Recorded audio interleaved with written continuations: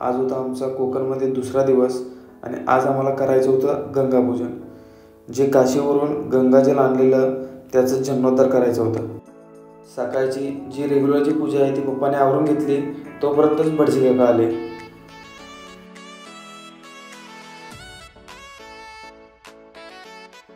मी लगेच कुर्ता घातला आणि बसलो पूजेला. पूजा सगळी आवरल्यानंतर आरती केली, नमस्कार केला आणि उठलो लगेच. यानंतर 5 वाड्या दाखवतात, म्हणजेच भोग दाखवतात. भोग दाखवला तोपर्यंतच गौमाता आलेली. तिला पण भोग दिला आणि मी आलो परत. यानंतर मम्मी पप्पांचा आशीर्वाद घेतला. मी फादरचं पाय बघतोय आणि फादर आपलं कॅमेऱ्यामध्ये बघत होतं. सगळ्या मोठ्या लोकांचा आशीर्वाद घेतला आणि संपवला कार्यक्रम. सगळं आवरल्यानंतर जेवण केलं आणि चला भेटूया उद्याच्या ब्लॉगमध्ये.